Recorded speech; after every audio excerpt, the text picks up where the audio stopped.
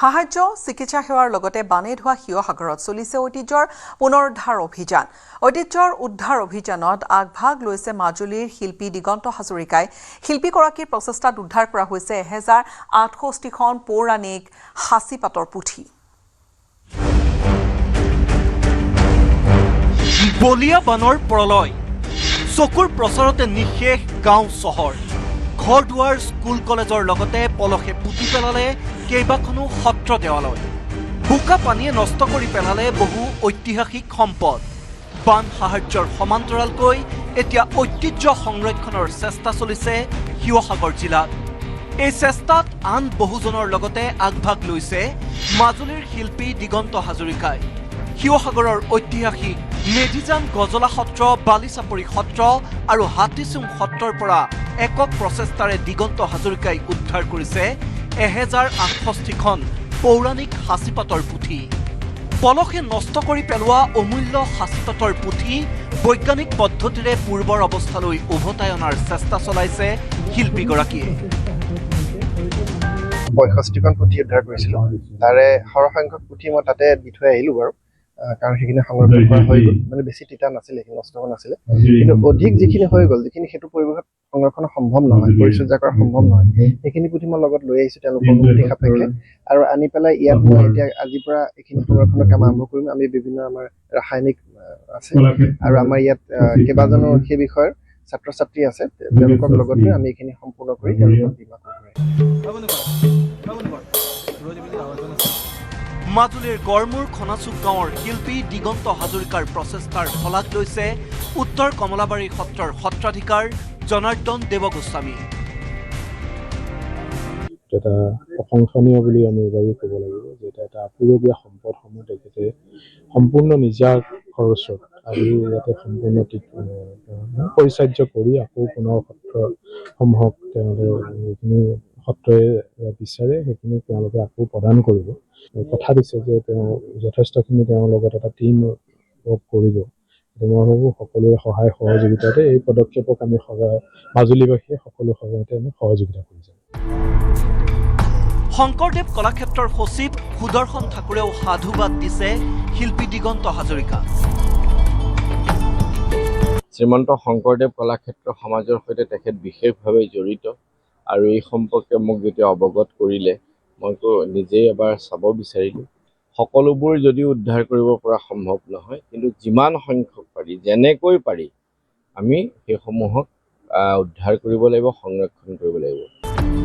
বিশেষ ৰাসায়নিকৰ ব্যৱহাৰেৰে সাঁচিপাতৰ পুথিসমূহ পৰিষ্কাৰৰ পাছত বিজ্ঞানসন্মতভাৱে শুকুৱাই পুনৰ সত্ৰসমূহক উভতাই দিয়াত ব্যস্ত হৈ আছে শিল্পী দিগন্ত হাজৰিকা।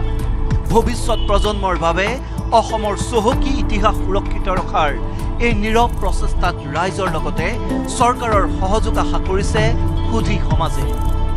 মাজুলীৰ পৰা ভাস্কৰ জ্যোতি কটকীৰ report, news 18 Assam north east. এজাক ধাৰাসাৰ বৰষুণ আৰু তাৰ লগে লগে স্তব্ধ মহানগৰী গুৱাহাটী। পথ ঘাট, বাসগৃহ, শিক্ষা অনুষ্ঠান সকলো একে 24 কোটি কোটি টকা ব্যয় কৰিও কিয় আজিও কৃত্ৰিম বানৰ পৰা মুক্তি নাপালে গুৱাহাটীবাসীয়ে? পুনৰ একে প্ৰশ্ন উত্তৰ বিচাৰি পানীৰ মাজত হাহাকাৰ মহানগৰীৰ বাসিন্দাৰ। দুখ, বেদনা আৰু দুৰ্ভোগৰ আন এক নাম যেন গুৱাহাটীৰ কৃত্ৰিম বান। এজাক ধাৰাসাৰ বৰষুণেই যেন যথেষ্ট। ঘৰৰ পৰা ওলাব নোৱাৰা অৱস্থা, কাম সামৰি ঘৰমুৱা হ'ব নোৱাৰা দুৰ্যোগ। প্ৰতিবাৰেই যেন একেই কাহিনী, একেই দুৰ্দশা, একেখিনি ঠাই, একেকেইখন ছবি। প্ৰতি বছৰে বাৰিষা আহিলেই ৰাজধানীৰ বিভিন্ন প্ৰান্তত পুনৰাবৃত্তি হয় একেই দৃশ্য। কৃত্ৰিম বানৰে যুঁজ যেন মহানগৰবাসীৰ বাবে নৈমিত্তিক। এয়া হৈছে ৰুক্মিণী গাঁৱৰ সদাব্যস্ত ৰাজপথ, য'ৰ ভিতৰত কেইবাখনো শিক্ষানুষ্ঠান আছে, কেইবাটাও অফিচ কাছাৰী আছে, কিন্তু সেই ধৰণৰ পৰিৱেশৰ মাজতেই কিন্তু আজি যেন হঠাৎ আকস্মিকভাৱে অহা বৰষুণ জাকৰ পিছতেই আকস্মিকভাৱে গোটেই প্ৰক্ৰিয়াটো বন্ধ হৈ পৰিছে। মানুহ ঘৰৰ ভিতৰত আবদ্ধ হৈ আছে, মাজে মাজে দুই এটা ফোন SDRF-লৈ আহিছে আৰু তেওঁলোকে উদ্ধাৰ কৰিবলৈ তেওঁলোকে ভিতৰলৈ এইদৰে যাত্ৰা কৰিছে। Hatigaon Beltola, Rukminigaon Kahilipara, Haukuchi Lal Ganesh, Satgaon VIP, zoo road Chandmari, Anil Nagar Nabin নগৰ, পাথৰকুৱেৰী সাতগাঁও সংযোগী পথকে ধৰি গুৱাহাটীৰ বিস্তীৰ্ণ অঞ্চল পানীৰ তলত। কেৱল ৰাজপথ বাসগৃহই নহয়, পানী সোমাল বিদ্যালয়ৰ শ্ৰেণীকোঠালৈও, যাৰ ফলত বহু শিক্ষানুষ্ঠানত বন্ধ ৰাখিবলগীয়া হ'ল পাঠদান। বৰষুণৰ পাছতেই বন্ধ হৈ পৰিল বহু শিক্ষানুষ্ঠান। গুৱাহাটী মহানগৰীৰ মাজমজিয়াৰ এখন শিক্ষানুষ্ঠানত এই মুহূৰ্তত উপস্থিত আছোঁ, য'ত কিছু দূৰ আগুৱাই আহি মই প্ৰায় একাঠু পানীৰ মাজত এই মুহূৰ্তত অৱস্থান লৈছোঁ। কিন্তু আগলৈ যাবলৈ পৰা এটা পৰিৱেশ নাই, কাৰণ শিক্ষানুষ্ঠানখনলৈ শিক্ষাৰ্থী আহিছে ঠিকেই, কিন্তু আজি পানী হোৱাৰ বাবেই এই শিক্ষানুষ্ঠানখন এই মুহূৰ্তত বন্ধ দিবলগীয়া এটা পৰিৱেশ এই মুহূৰ্তত দেখিবলৈ পাইছোঁ। কোন ক্লাছত পঢ়া? এতিয়াতো পানী উঠিছে স্কুলত, কি হ'ব আজি? কি হ'ব, এয়া ঘৰত গুচি যাব লাগিব। ৰুক্মিণী গাঁৱত বানত আবদ্ধ লোকসকলক উদ্ধাৰ কৰিবলৈ বুধবাৰে পুৱাৰে পৰা অভিযান চলালে প্ৰশাসন আৰু SDRF-এ। নাও লৈ বানপীড়িতক নিৰাপদ স্থানলৈ স্থানান্তৰৰ প্ৰক্ৰিয়া চলিল। ৰুক্মিণী গাঁও এলেকাৰ পানী উলিয়াবলৈ ব্যৱহাৰ কৰিবলগীয়া হ'ল দুটাকৈ পাম্প। বানত আবদ্ধ বৃদ্ধা মহিলাক উদ্ধাৰ কৰিলে SDRF-ৰ দলে। বৰষুণ গ'ল যদিও সমস্যাৰ অন্ত পৰা নাই। বাসগৃহ, জীৱন জীৱিকা আৰু স্বাভাৱিক পৰিস্থিতি ঘূৰি অহালৈ অপেক্ষাৰত বহুজন। এই কৃত্ৰিম বান সংকটে বানপীড়িতৰ কষ্ট আৰু যন্ত্ৰণাক অধিক অসহনীয় কৰি তুলিছে। আমাৰ এতিয়া অভ্যাস হৈ গৈছে আৰু অভ্যাস হৈ গৈছে। মানে বৰষুণ আহিলেই মানে বৰষুণ আহিলে সাজু হৈ থাকিব লাগে। স্কুল কলেজ যোৱা চাগে নিশ্চয় ঘৰত মানুহ আছে, সেইখিনিৰ কাৰণে সমস্যা এটা হয়। স্কুলটো প্ৰায় যাবই নোৱাৰে, বন্ধই হৈ থাকে, আৰু ডিউটিৰ ক্ষেত্ৰতো ঠিক তেনেকুৱাই। পাৰিলে যাওঁ আৰু নোৱাৰিলে আৰু অফে ল'ব লাগে, মানে মিলাব লাগে আৰু এনেকৈ যিয়ে নহওক। পৰিকল্পনাবিহীন বানমুক্ত প্ৰকল্প, বান ৰোধৰ বাবে কোটি কোটি টকা ব্যয়। চৰকাৰখনে কোটি কোটি টকা খৰচ কৰাৰ পিছতো বাস্তৱ ছবিখন কিন্তু সলনি হোৱা নাই। প্ৰতি বছৰে একেই কৃত্ৰিম বান, একেই জনতাৰ দুৰ্ভোগ।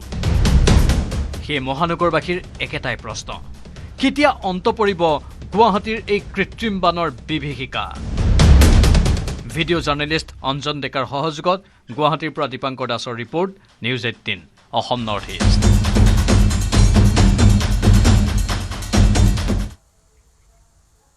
বিগত 3 দিন ধৰি গুৱাহাটী মহানগৰীত চলি আছে ঔষধ পৰিদৰ্শকৰ অভিযান, আৰু এই অভিযান কালতে একাধিক ফাৰ্মাচীৰ বহু বিসংগতি ধৰা পেলাইছে দৰৱ পৰিদৰ্শকৰ এই দলটোৱে। লাইচেন্স নোহোৱাকৈ ভেজাল দৰৱবোৰ বিক্ৰী কৰা গুৱাহাটী মহানগৰীৰ 5খনকৈ ফাৰ্মাচী চিল কৰি দিছে ঔষধ পৰিদৰ্শকৰ দলটোৱে। দৰৱ কিনোতে সাৱধান, গুৱাহাটীৰ ফাৰ্মাচীতে ওলাইছে ভেজাল দৰৱ। GMCH চৌহদত থকা ফাৰ্মাচীটো অনিয়ম, নীতি নিয়ম উলংঘা কৰা 4B ইণ্টাৰনেশ্যনেল নামৰ ফাৰ্মাচী চিল। তেওঁলোকৰ আগতে ভাইলেশ্যনছ পাইছিলোঁ, সেইমতে আমি আমাৰ কণ্ট্ৰলাৰ ছাৰক হায়াৰ অথৰিটিক আমি ৰিকমেণ্ডেশ্যন দিলোঁ। তেওঁলোকৰ যিখিনি ভাইলেশ্যন পালোঁ, ফাইণ্ডিংছ পালোঁ, তো ছাছপেনশ্যন হৈছিলে মানে ফাৰ্মখন। তো তেওঁলোকে ছাছপেনশ্যন হোৱাৰ পিছতো তেওঁলোকৰ ৰিটেইল বিজনেছ কণ্টিনিউ কৰি আছে। তো আজি আমি আহি দেখা পালোঁ, তো এতিয়া শ্বাটডাউন কৰা হৈছে।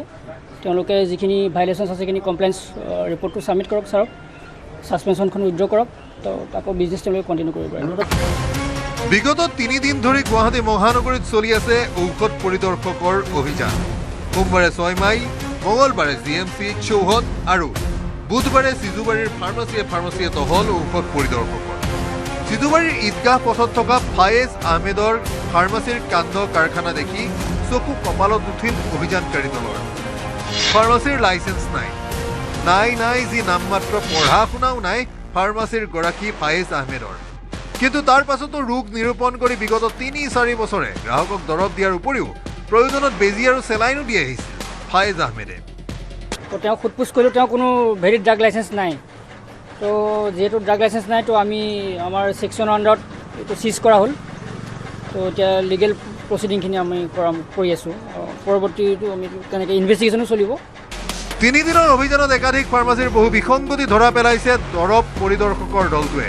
চিল কৰিছে লাইচেন্স নোহোৱাকৈ ভেজাল দৰৱ বিক্ৰী কৰা গুৱাহাটী মহানগৰীৰ 5খন ফাৰ্মাচী। গুৱাহাটী মহানগৰীতে চলি থকা ভেজাল দৰৱৰ বেহাই চিন্তিত কৰিছে বহু ৰোগীৰ লগতে আত্মীয়। Biranchi Kumar Deka report, news 18, Assam north east.